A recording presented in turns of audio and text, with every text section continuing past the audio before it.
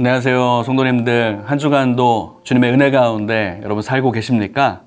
오늘도 매일의 묵상을 통해서 주님의 말씀을 묵상하고 또한 그 말씀을 붙잡고 살아가는 하루가 되시기를 바랍니다. 우리는 신명기서를 계속해서 묵상하고 있습니다. 모세가 약속의 땅 문턱에서 죽음을 앞두고서 다음 세대를 향하여 설교로 선포하는 바로 율법의 말씀이죠. 이 신명기서를 통해서 하나님의 백성이요 자녀인 우리에게도 주님께서 동일하게 말씀하시는 줄로 믿습니다. 이 말씀을 듣고 또 읽고 묵상하면서 그 음성에 귀 기울이시기를 바랍니다. 저는 신명기 오늘 22장 첫 4구절을 먼저 읽고 또 묵상의 시간으로 나아가도록 하겠습니다. 제가 봉독하겠습니다. 내 형제의 소나 양이 길 잃은 것을 보거든 못 본 채 하지 말고 너는 반드시 그것들을 끌어다가 내 형제에게 돌릴 것이요. 내 형제가 내게서 멀거나 또는 내가 그를 알지 못하거든 그 짐승을 내 집으로 끌고 가서 내 형제가 찾기까지 내게 두었다가 그에게 돌려줄지니 낙이라도 그리하고 의복이라도 그리하고 형제가 잃어버린 어떤 것이든지 내가 얻거든 다 그리하고 못 본 채 하지 말 것이며 내 형제의 나귀나 소가 길에 넘어진 것을 보거든 못 본 채 하지 말고 너는 반드시 형제를 도와 그것들을 일으킬지니라. 아멘. 저는 오늘 신명기서 22장을 살펴보려고 합니다. 우리가 살펴볼 신명기 22장은 어떻게 보면 10계명과 관련된 내용이라고도 볼 수가 있겠습니다. 10계명의 6계명과 또 7계명의 그 죄악에 대해서 특별히 그것이 구체적으로 어떻게 적용되는지에 대해서 오늘 실내들을 보여주고 있는 것을 볼 수가 있습니다. 여러 실제적인 상황 속에서 하나님의 백성이라면 어떻게 살아가야 될지에 관한 말씀을 오늘 나누고 계십니다. 그래서 22장의 첫 이야기는 제가 방금 읽었는데요. 우리의 형제와 자매, 또 이웃의 소나 양이 혹시 잃어버린 것을 발견하면 그것을 끌어다가 그 형제에게 돌려주라는 것입니다. 짐승뿐 아니라 그 형제가 잃어버린 무엇이든지 그렇게 하고 혹시 형제의 나귀나 소가 길에 넘어지면 못 본 채 하지 말고 일으켜주라. 그까지 이렇게 구체적으로 말씀하시는 것을 본문을 통해 살펴볼 수가 있습니다. 저는 오늘 이 말씀을 통해서 그리고 또 이어지는 이 말씀들을 통해서 좀 두 가지 하나님께서 우리에게 요구하시는 것을 저는 묵상하면서 발견하게 되었습니다. 그래서 저는 오늘 본문을 통해서 하나님께서 우리에게 요구하시는 두 가지는 무엇일까 한번 묵상하면서 나아가도록 하겠습니다. 첫 번째는 바로 우리에게 조건 없는 이웃사랑을 행하라 이런 말씀이십니다. 저는 오늘 말씀을 읽으면서 예수님의 비유이죠. 선한 사마리아인의 비유가 떠올랐습니다. 예수님이 어느 날 한 강도를 만난 사람에 관한 이야기를 비유로 말씀하십니다. 강도를 당하여 죽은 것 같이 길가에 버려져 있는 이 사람을 보고서 제사장도 피해 지나가고 레위인도 피해 갔습니다.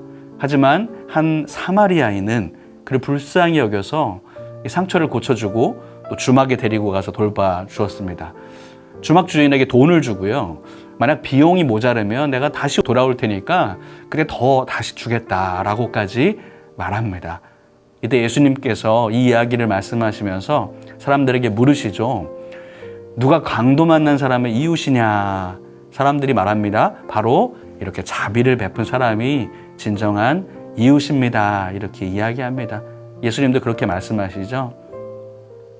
여러분, 이 사마리아 사람은 길가에서 강도 만난 사람과 아무런 인연이 없었습니다. 일면식도 사실 없었던 것 같습니다. 하지만 이 자비를 베풀므로 인해서 진정한 이웃은 어떠한 사람인가를 그의 모습을 통해서 보여줍니다. 오늘 본문도 마찬가지이죠. 형제의 가축이나 소유물이 길을 잃은 것을 보았을 때 그것을 도우라고 말씀하시는데 여기서 표현하는 단어가 바로 형제라는 단어입니다. 내 형제를 도우라. 내 형제의 소유를 모른 척하지 말고 도와주라. 형제라고 이야기합니다. 그런데 여기서 이 형제라는 단어의 개념을 이렇게 생각해 볼 때 여러분 2절을 보니까 이런 표현이 나옵니다. 내가 그를 알지 못하거든 이라는 표현이 나옵니다. 2절 말씀 제가 다시 한번 읽어볼까요?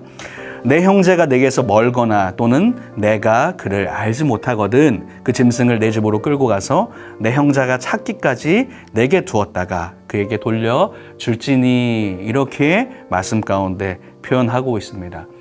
너에게 있어 형제의 개념이란 무엇이냐라는 것을 이 구절을 통해서 볼 수가 있습니다. 이 말씀을 보니까요, 멀리 있는 사람도 이 형제 자매라는 개념에 해당되고 혹 너가 모르는 사람이라도 형제의 개념에 해당된다는 의미를 담고 있습니다. 하나님의 백성 안에 있는 사람은 모두가 형제요 자매이기 때문에 혹 개인적으로 친분이 있지 않고 혹 모른다 해도 그들은 너의 형제다, 이것을 의미하는 표현이기도 합니다. 우리는 교회에서 서로를 향해서 형제님 또 자매님 이렇게 부르지 않습니까? 주 안에서 한 지체요, 한 하나님을 섬기는 가족이기 때문인 것입니다. 또한 주님께서 우리에게 하나님을 사랑하고 또 이웃을 내 몸과 같이 사랑하라 말씀하셨기 때문에 이러한 형제의 사랑, 이웃 사랑은 더욱더 확장되어 나갈 수가 있는 것입니다. 그렇기 때문에 너희는 형제와 자매의 어려움을 못 본 척 하지 말고 도움을 구할 수 있는 것들은 무엇이든지 그렇게 도와줘라.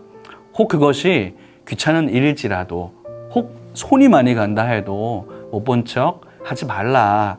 오늘 본문이 말하는 형제에게 주는 도움과 친절은 어떤 대가를 바라는 것이 아닙니다. 하나님께서는 이것을 당연히 너희가 해야 되는 것이다. 4절에 보면 너는 반드시 형제를 도와서 그것들을 일으켜라, 이렇게까지 말씀하고 계신 것입니다. 하나님께서 요구하시는 첫 번째 바로 조건 없는 바로 형제의 사랑, 이웃 사랑을 우리에게 요구하십니다. 그리고 두 번째 제가 묵상하고 싶은 것은 바로 하나님과 사람 앞에서의 정직하기를 원하신다는 것입니다. 여러분, 이렇게 이웃 사랑을 행하는 것은 하나님과 사람 앞에서 또한 정직한 것입니다. 하나님은 이런 선한 행동을 통해서 우리에게 바로 정직을 또한 요구하시는 겁니다. 오늘 말씀 가운데 나오는 형제의 소나 양이 길을 잃은 것을 여러분 한번 보셨다고 한번 생각해 보십시오. 그냥 모른 척 할 수도 있습니다. 다시 주인이 와서 찾아가겠지, 아니면 다른 사람이 도와주겠지, 이렇게 여러분 생각할 수도 있습니다. 왜냐하면 주변에 아무도 보지 않을 수 있기 때문입니다. 내가 이렇게 도와주지 않는다 해서 뭐라고 할 사람도 없겠거니 생각할 수 있습니다. 하지만 이렇게 선을 행할 수 있는 이유는 바로 하나님께서 먼저는 그것을 명령하셨기 때문이고 또한 하나님이 그 모습을 지켜보고 계시기 때문입니다. 그리고 그것이 또 소유물을 잃어버린 형제에 대해서, 자매에 대해서 바로 정직하게 행하는 것이기 때문입니다. 하나님께서는 오늘 명령하신 본문을 통해서 하나님과 사람 앞에서의 정직을 요구하십니다. 그래서 본문에서는 계속해서 못 본 채 하지 말고 도와줘라. 그냥 모른 척하고 넘어가지 말고 정직하게 그 형제자매의 어려움과 또 손해를 당할 수 있는 그 처지를 보고서 도와주라, 이렇게 말씀하고 계시는 것입니다. 여러분, 사실 제가 1절부터 4절까지의 말씀을 읽었는데 이 말씀뿐만 아니라 이어서 나온 구절들도 묵상을 해보면 이 정직이라는 키워드로 말씀을 한번 보시면 좋을 것 같습니다. 여러분, 신명기서를 읽고 묵상할 때 물론 당시의 시대적 상황과 배경을 보면서 묵상을 해야 합니다. 아마도 말씀을 읽다 보면 어쩌면 내 삶의 어떤 상황과 곧바로 적용하지 못하는 그런 내용이 나올 수도 있습니다. 하지만 우리는 그 안에 깊이 담겨 있는 우리 주님의 음성을 듣고 또한 메시지를 찾아야 하는 것이죠. 저는 오늘 22장을 묵상하면서 저는 정직이라는 단어가 떠올랐습니다. 오늘 본문에 읽었던 1절부터 4절까지 하나님과 사람 앞에서 다른 사람의 소유물에 대한 정직, 하나님과 사람 앞에서 의복과 정체성과 또 생명에 대한 배려에 대한 정직, 또 하나님과 사람 앞에서 결혼과 배우자에 대한 정직, 또한 성적인 정직, 우리 주님께서는 너희는 그렇게 정직하게 행하라, 계속해서 22장을 통해서 말씀하고 계시는 것입니다. 이 주시는 메시지를 통해서 우리의 모든 삶과 행동은 바로 하나님과 사람과 함께 연결되고 있음을 알 수가 있습니다. 우리의 행위와 선행을 행할 때에 하나님을 위해 하는 것이기도 하지만 또한 내 형제 자매 이웃을 또 향해서 하는 것이기도 합니다. 이것이 바로 예수님께서 말씀하신 또 새로운 계명이죠. 하나님을 사랑하고 이웃을 사랑해라. 이렇게 말씀하신 것을 행하는 것이 되어지겠습니다. 저는 이제 말씀을 마무리하면서 야고보서의 말씀을 좀 살펴보고 싶습니다. 야고보서 2장 14절부터 17절까지의 말씀에 보면 우리에게 이렇게 말씀하시는 것을 볼 수가 있습니다. 내 형제들아, 만일 사람이 믿음이 있노라 하고 행함이 없으면 무슨 유익이 있으리요? 그 믿음이 능히 자기를 구원하겠느냐? 만일 형제나 자매가 헐벗고 일용할 양식이 없는데 너희 중에 누구든지 그에게 이르되 평안히 가라, 덥게 하라, 배부르게 하라 하며 그 몸에 쓸 것을 주지 아니하면 무슨 유익이 있으리요? 이와 같이 행함이 없는 믿음은 그 자체가 죽은 것이라. 아멘. 너희가 하나님을 믿고 예수 그리스도를 구주로 모신 거듭난 그리스도인이라면 너희 안에 믿음이 있다면 그것을 너희가 어떻게 증명하겠느냐? 행함으로 너의 믿음을 증명할 수 있다라고 말씀하십니다. 이 말씀은 하나님을 향한 우리의 믿음을 또한 사람을 향한 행함과 연결하고 있습니다. 바로 믿음과 행함은 이어지는 것이고 하나님을 향한 믿음은 바로 이웃을 향한 사랑으로 실천되어진다는 것을 말씀을 통해서 볼 수가 있습니다. 방금 읽은 말씀에 나온 사람이 만약 있다면 참 제가 볼 때 얄밉습니다. 형제자매가 하루 먹을 양식도 없어서 굶어 죽고 있는데, 굶주리고 있는데 말로만 그냥 평안하십시오, 추우면 따뜻하게 하십시오, 난방을 켜십시오, 더우면 그냥 에어컨 켜십시오, 배고프면 그냥 라면 드세요. 만약 이렇게 말만 하고 도움을 주지 않는다면 아무런 유익을 주지 못하는 것이겠죠. 오히려 그 마음만 상하는 결과를 가져올 수가 있겠습니다. 믿음이 있는 사람이라면 결코 이렇게 하지 않을 것입니다. 형제자매의 어려움을 돕고 또한 대가를 바라지 않는 사랑을 베풀어야 할 것입니다. 그리고 그것이 바로 하나님과 사람 앞에서 정직한 행동입니다. 사랑하는 성도 여러분, 우리에게 다른 이웃을 향한 도움을 줄 수 있는 건강과 또 힘과 물질과 상황이 된다는 것 자체도 참 감사한 일 아니겠습니까? 너희가 주는 것이 받는 것보다 낫다, 귀하다 말씀하셨는데 이러한 것 또한 우리에게 참 감사의 제목이 되어집니다.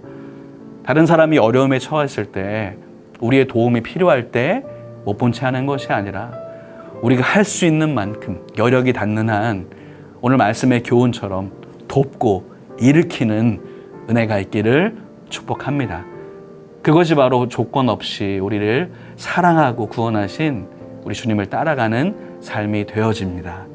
그리고 그것이 바로 하나님과 사람 앞에서 정직한 길임을 기억하시길 바랍니다.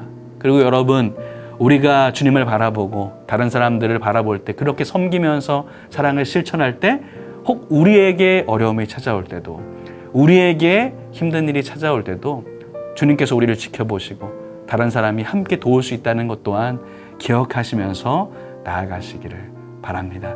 이 말씀을 기억하며 그 말씀의 은혜로 살아가시는 저 여러분 되시기를 주님의 이름으로 축복합니다. 기도하겠습니다. 고마우신 주님, 참 감사합니다. 오늘 신명기 22장을 통하여서 우리에게 주시는 메시지를 기억하며 나아갈 수 있도록 주님 도와주시옵소서. 하나님, 어려움에 처한 이웃을 바라보면서 조건 없이 사랑을 실천하며 또한 그것이 하나님과 사람 앞에서 정직한 것임을 기억할 수 있도록 주님 도와주시옵소서. 하나님, 우리에게 건강함 주시고 우리에게 물질을 주시고 우리의 다른 사람을 도울 수 있는 상황과 환경 주신 또한 너무나 감사합니다. 그것을 감사하며 기억하며 그렇게 어려운 이웃들, 다른 사람을 향한 도움의 손을 내밀 수 있도록 우리에게 함께하여 주시고 인도하여 주시옵소서. 오늘 하루도 주님 앞에 올려드리옵고 예수님의 이름으로 기도하옵나이다. 아멘.